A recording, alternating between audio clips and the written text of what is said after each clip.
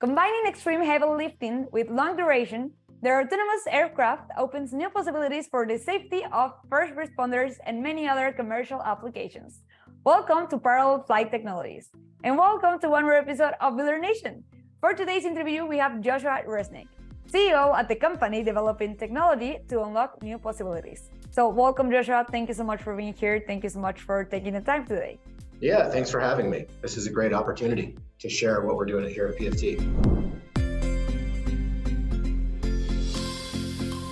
So prior to starting Parallel Flight, I was at Tesla and I was working on the Tesla semi-truck program, which was a great experience. I was heading up the electrical engineering and systems integration for that project. And I had an interesting experience. There was a wildfire a few miles from our home at that time. And I was driving home from Palo Alto and I saw a sky crane helicopter sucking water out of a reservoir to go dump it on the fire. And I was looking at the helicopter and I was thinking, wow, that airframe is 60 years old. That is a 60-year-old technology that's being used. And it's great that it's still effective, but at the same time as this was happening near my home, there were also some very extreme wildfires up in Santa Rosa, California. And so I had this kind of aha moment. What new technologies are wildfire fighters going to adopt to be able to fight these fires? So I started doing a bunch of research about that.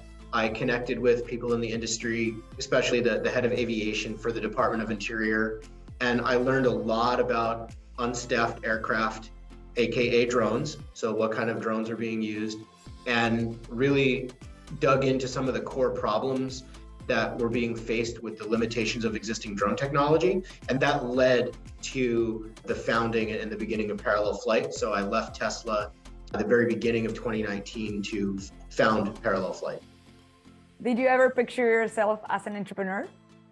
Yeah, I did. So before Tesla, I lived up in Alaska and I had a small business doing hybrid development for the power generation systems on fishing boats. So some of these boats can be 100, 200 feet long. These are really big vessels, and onboard power can even be at half a megawatt on some of these ships. You know, the business really started as a company that was just doing power installation, but then we identified this core problem where the generators had to run at 3,600 RPM or 1,800 RPM all the time to maintain 60 cycle power. And that was a big problem in terms of fuel wastage. So that turned into an entrepreneurial exercise in itself, where we were able to get some funding from the state of Alaska and from the federal government to hybridize those systems so they became more of a diesel electric system and start conserving fuel in power generation scenarios. So that was my first entrepreneurial exercise. A little bit of a smaller scale than what we're doing here at PFT, but yeah. So this company actually came out of from a necessity, from an actual situation. I think that's great. Yeah, that was the first time my house almost burned down. So the second time it almost burned down, the fire got a little bit closer, but thankfully between the work of the local firefighting community and CAL FIRE and the weather, at least for us, that disaster was averted. But for 1,000 homes in our area up in the Santa Cruz Mountains, 1,000 families lost their homes. It was a huge disaster. And it's one of the reasons that we're building Parallel Flight, is to be able to give firefighters tools that can help them be more effective and safer in the field. And then beyond firefighting, this applies to defense applications and then also to a lot of industrial applications as well. So there's a ton of different applications that the system can be used for. The original impetus for building the technology for these heavy lift, long duration hybrid drones was the firefighting application. And I can share more with you and your audience about the kind of problems we're solving for firefighters and for other applications as well. I know that you guys recently partnered with Island Conservation. So could you talk a little bit about it?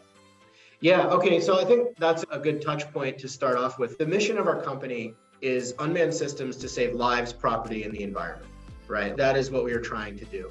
And there's a lot of different forms that can take. It can be firefighting, it can be delivering blood to a soldier in the field, it can be saving endangered species on an island. So let's talk about island conservation. They have partnered with us to apply our technology for pest eradication on remote islands.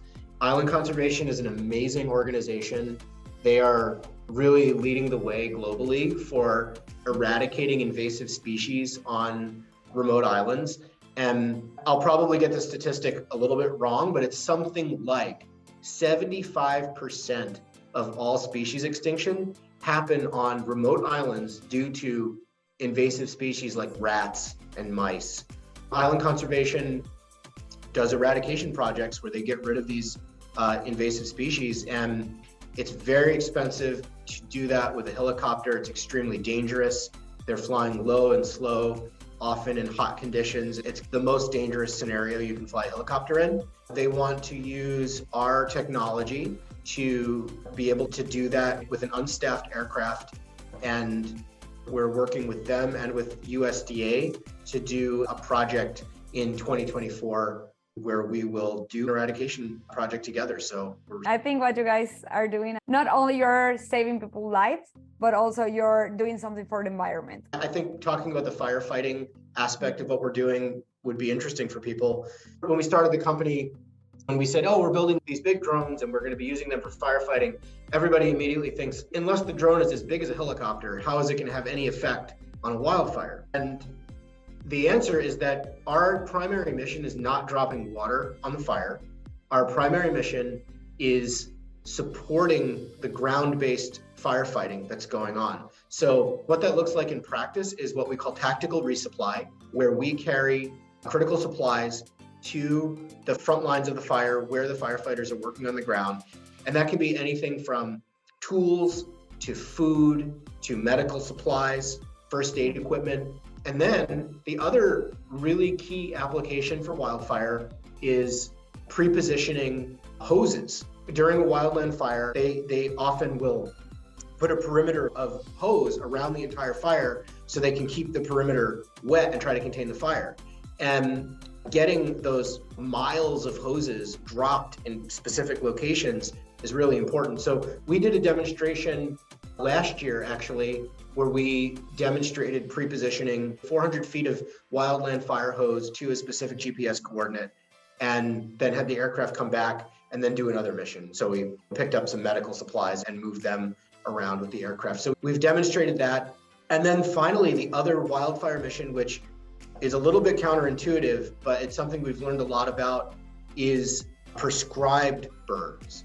So this is where you intentionally set a fire, and that's done for two different reasons. It's done as a land management tool, where you want to reduce the fuel load on the ground, and that's done in a very controlled way. They're also called controlled burns, where a fire organization will pick a certain time of year, a certain area, and they'll specify weather conditions, and they will design a prescribed fire, and they will then intentionally burn that area to reduce fuel load. Now, there's a lot of advantages to doing that with a drone, and we've partnered with a company called Drone Amplified. They have an amazing drone-based technology for igniting prescribed burns. We've partnered with them and with the USDA to demonstrate this.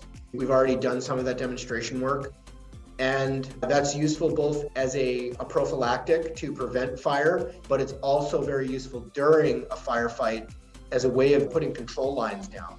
So at nighttime, the fire dies down a little bit, it's not as hot, the wind dies down, the humidity goes up. That's a great time to fight the fire, but it's also when almost all the helicopters are grounded, because most helicopters don't fly at night. Very few are actually equipped with night vision goggles, and the training required for it, it's very dangerous. Being able to do a prescribed burn from a drone at night is a perfect time to put a very effective control line down. So these are some of the ways that we're engaging with wildfire. And as I mentioned, there's also a lot of industrial use cases. So happy to talk through some of those and also answer any questions.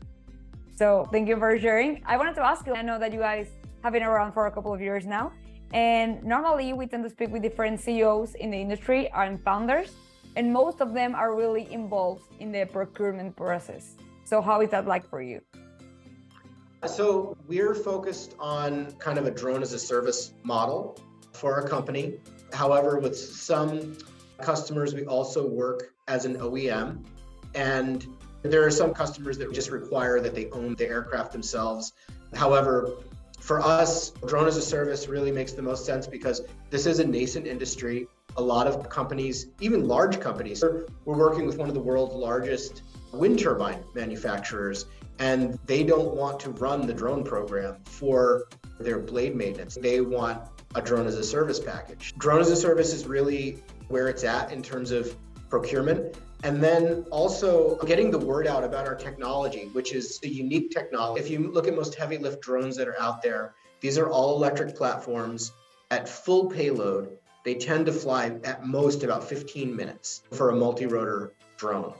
Now that's really not enough time to do a lot of the kind of missions that we're being asked to do in these different verticals.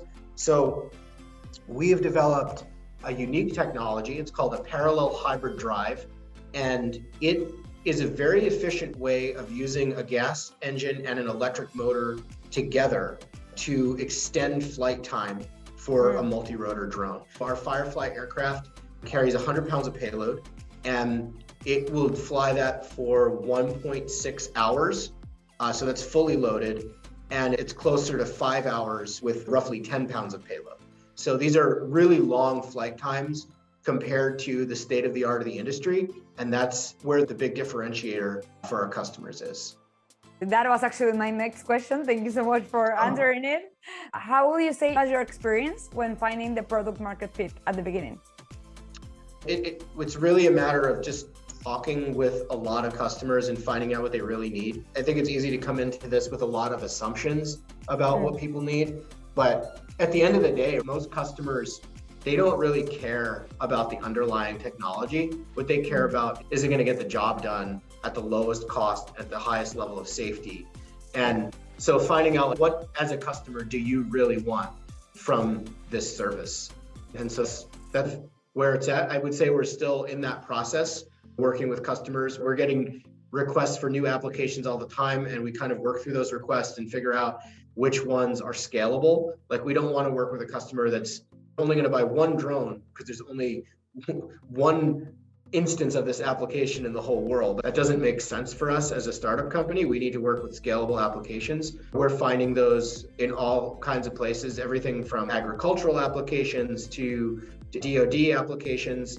For example, we're working with the Air Force on a blood delivery project where customers, in this case, the Air Force, wants blood to be delivered to a group of soldiers on the front lines of a battlefield.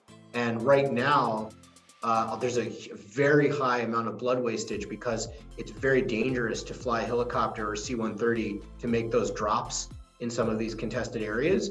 Whereas with an unstaffed aircraft, there's no life at risk. So you're more likely to send that package to get delivered. You guys survived the pandemic. So how was that experience like with supply chain? It's been real tough. There's no question about it. And the shocks are still being felt from that. It's presented a lot of challenges. I would say that the biggest challenge has been different kinds of microprocessor shortages. So our electrical engineers will design a board around a specific processor. And then by the time you get the board printed, that processor doesn't exist anymore, or it's out of stock for the next 18 months. So we've taken to pre-buying a lot of those electronic supplies and then designing boards based on the supplies that we've purchased. It seems like things are beginning to stabilize, but it's been a really bumpy road. And one of the last questions I wanted to ask you, what do you say are the next steps for the company? We have a lot of irons in the fire right now. We're working on the pest eradication program with the USDA.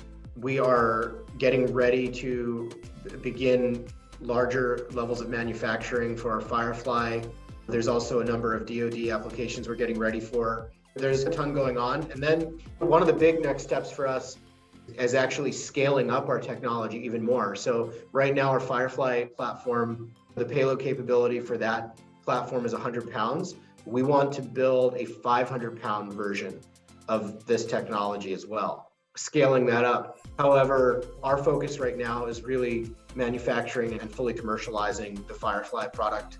But down the road, that's something we're looking forward to because there's a lot of applications for a larger platform, especially with search and rescue, where people want to do extraction applications, whether it's a firefighter that's in trouble or obviously on the DoD side as well. Those are some of the things that are happening for us. Amazing. Excited for those next steps. And last but not least, if you can please share a little piece of advice for future entrepreneurs or people starting on this path. I think the main thing is to really understand the product market fit ahead of time. We talked about that a little bit. And then also to understand the funding plan for your company as best as you can. And then I would say the other thing is to really leverage the non-diluting sources of capital that are out there. There's a lot of non-dilutive capital sources out there, and they're great from both a capital perspective, but also from the perspective of validating your technology to larger investors. They represent roughly 15 to 20% of our total funding, but they also have been very helpful in bringing in other investors to Parallel Flight. Great piece of advice.